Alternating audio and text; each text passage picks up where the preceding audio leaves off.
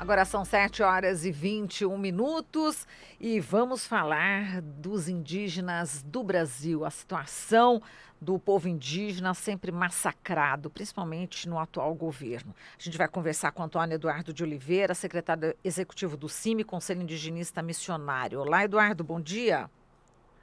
Bom dia aos ouvintes aí da Rádio Total, Brasil Atual.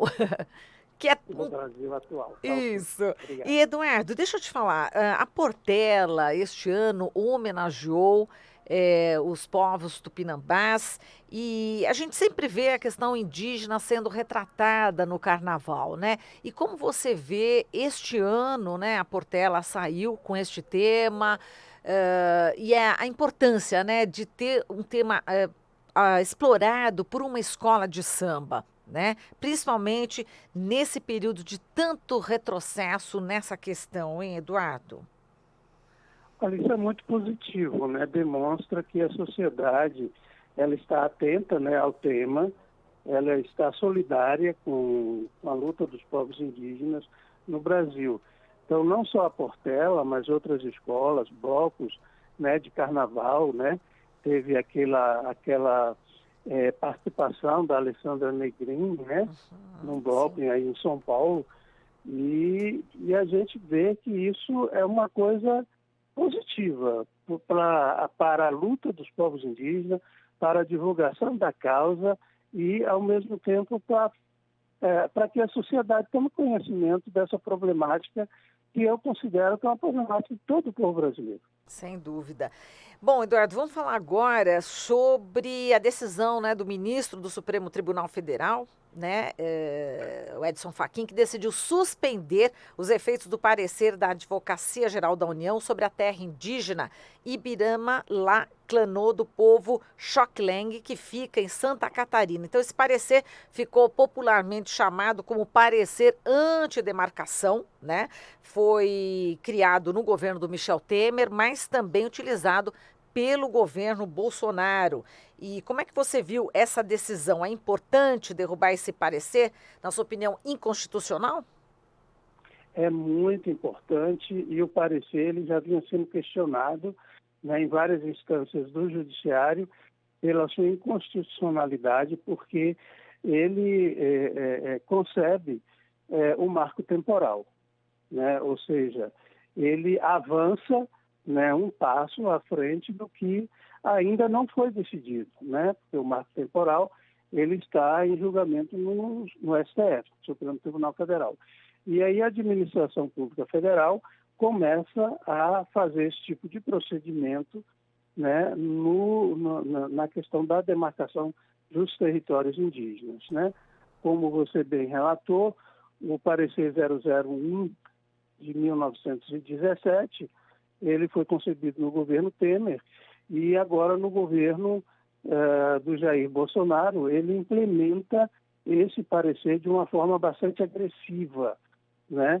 Ou seja, ele paralisa todos os processos administrativos, né, de demarcação e regularização dos territórios indígenas no Brasil. Ele submete a FUNAI aos conceitos da bancada ruralista, porque a FUNAI é paralisada, e passa a não fazer a política em defesa dos povos indígenas, mas sim a política de defesa dos ruralistas, né? Portanto, a decisão do ministro Edson Fachin, do STF, ela traz uma luz nessa discussão, porque a decisão, ele não aceita a decisão seja colocada para todos os procedimentos, para todos os povos indígenas, mas com relação específica à terra indígena do povo Xocolém, no estado de Santa Catarina, ele aceita, né, o pedido e ele paralisa essa decisão de ser aplicado naquele território o marco temporal. Essa decisão abre um precedente, né? Importante, não é isso? Com certeza, porque a partir dessa decisão do ministro Edson Fachin, ele coloca, né, para os outros povos essa possibilidade de também eles recorrerem à justiça, né? É um precedente importante nesse momento em que o governo age de forma totalmente arbitrária, autoritária, né? E coloca para os povos indígenas situações de conflito permanente e, ao mesmo tempo, situações de violência, né? Então, hoje, os povos indígenas têm esse precedente que eles, querendo, poderá entrar na justiça para dar continuidade ao processo administrativo de regularização de seus territórios. Quantos processos, enfim, quantas terras indígenas, né, estavam também sujeitas à revisão desses processos demarcatórios? Mais de 60 terras indígenas já estavam com seus relatórios de identificação já concluído e a FUNAI paralisou, né, esses procedimentos, né? Muitos deles estão sendo questionados na Justiça.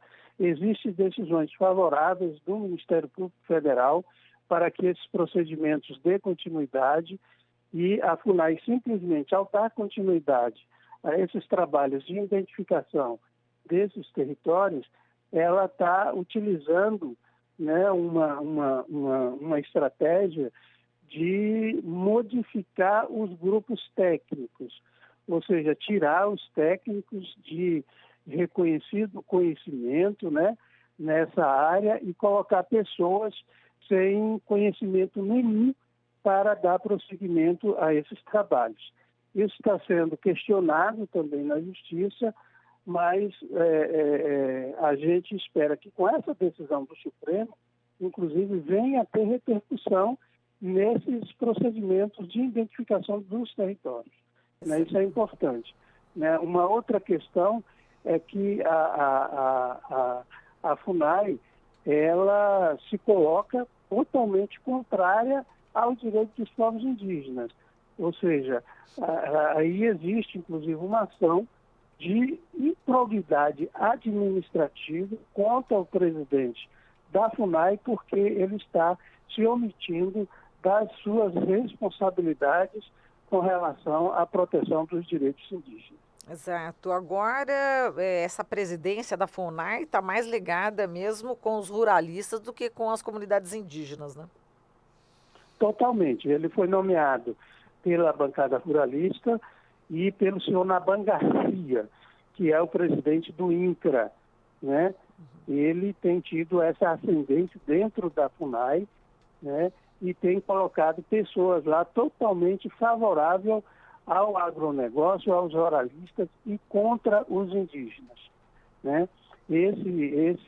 Essa coisa extremamente perigosa está acontecendo hoje, né? E infelizmente a gente tem acionado, né, até os mecanismos internacionais para poder denunciar esse fato que é totalmente inconstitucional e, ao mesmo tempo, arbitrário.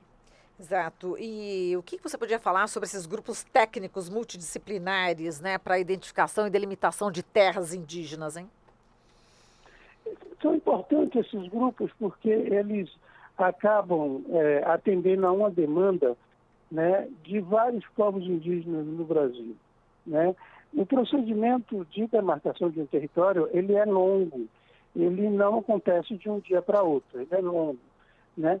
E esse procedimento inicial de identificação, ele é muito importante. Ele consegue, inclusive, pelo decreto 1775, ele é o marco inicial, né, dos trabalhos para a identificação de um território. Esse grupo técnico vai dizer se essa reivindicação dos povos indígenas tem substância ou não.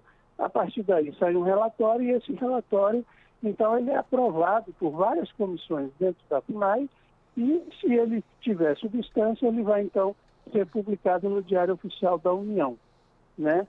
E isso está completamente paralisado, né, colocando os indígenas, né, numa situação de risco, porque, ao paralisar esses procedimentos, ele está dando vazão para que os inimigos dos indígenas procedam às invasões dos territórios e, ao mesmo tempo, às ameaças. Perfeito, Eduardo. A gente agradece aqui a sua participação, uma participação no dia de carnaval, né? Terça de carnaval. A gente agradece muito a sua disposição em nos conceder a entrevista. Um grande abraço para você. Um grande abraço e desejamos a todos uma boa semana. Obrigada. Falamos aqui com Antônio Eduardo de Oliveira, secretário executivo do CIMI.